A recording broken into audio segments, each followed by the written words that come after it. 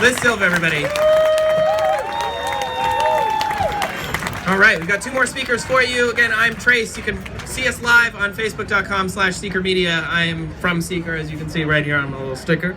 Up next is Atul Butte. He is a scientist, an entrepreneur. He's founded many companies, and he is the director of the Institute of Computational Health Sciences at the University of California, San Francisco. Let's give a big round of applause for Atul Butte.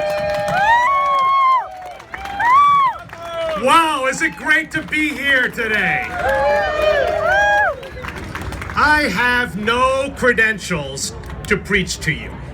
I am a physician, I'm an entrepreneur, I'm an educator, and I'm a scientist. And as a scientist, I've taken some of our discoveries and inventions and used them to start 3 companies, creating hundreds of jobs. And we can't forget that. We can do this. And I train my students and postdocs to make their own discoveries and start companies too. But my day job, I'm an optimist. So I'm going to start with what I see as positive today about science. High school graduation rates reached a new record, again, 83% last year.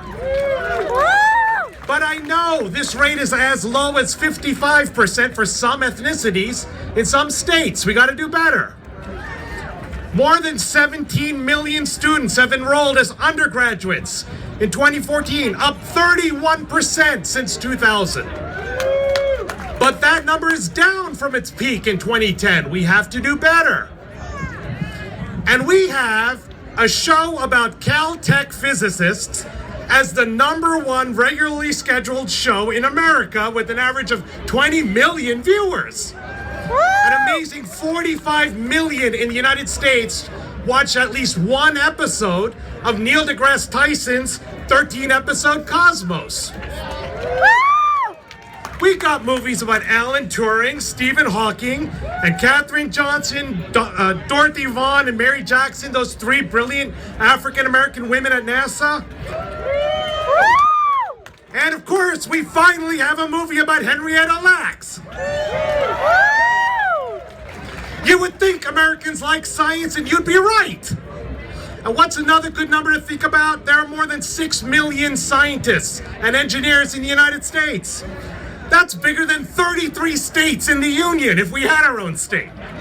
And by the looks of this crowd, I think a whole bunch of them are awake and alive, talking and teaching today.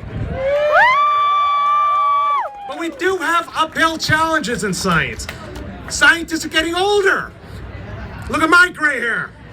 This week we learned the average age of a scientist is 49 years old. It's taking too long for new scientists to get situated. In some industries, we use this term to think about how hard it is for a new company to get started. The barrier to entry. The barrier to entry to get into science is too high. It costs a lot. Many would say too much to go to college. It takes years to go through graduate school and to get that first startup funded or to get your research grant. The percent of the U.S. budget for research and development was 10% when I was born. Now it's down to 4%. We got to do better. We must do better.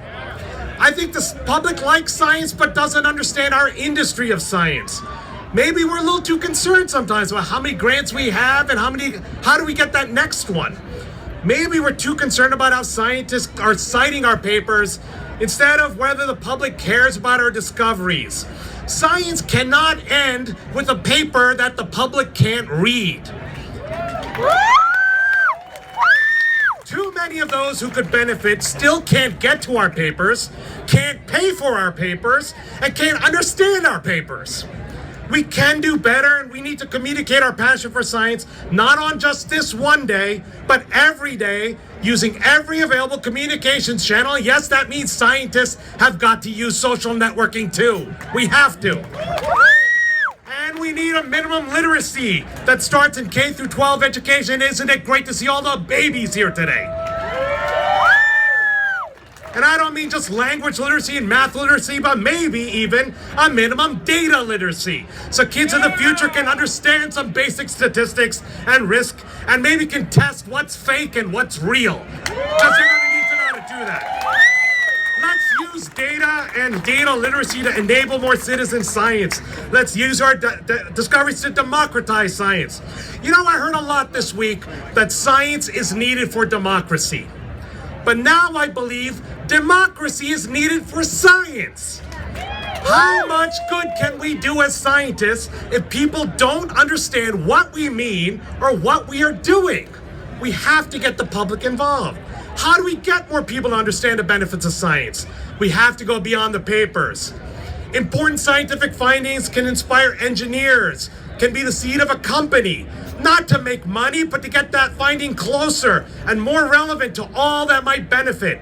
Like patients who are depending on the application of these discoveries for new drugs and diagnostics.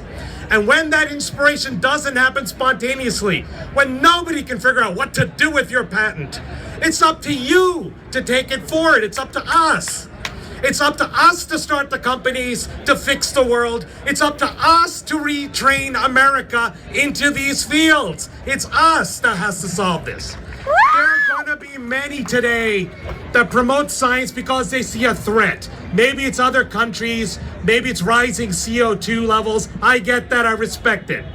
There are going to be those today that promote science because of its intrinsic beauty.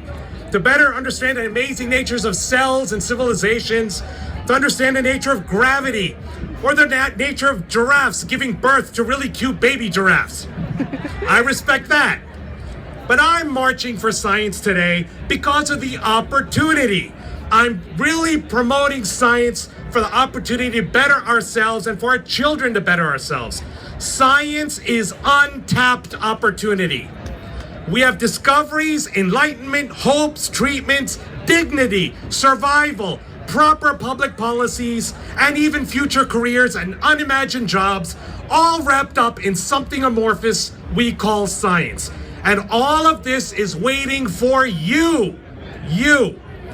As a scientist, I have to thank you all for helping us today and every day through tax-supported research funds and through philanthropy.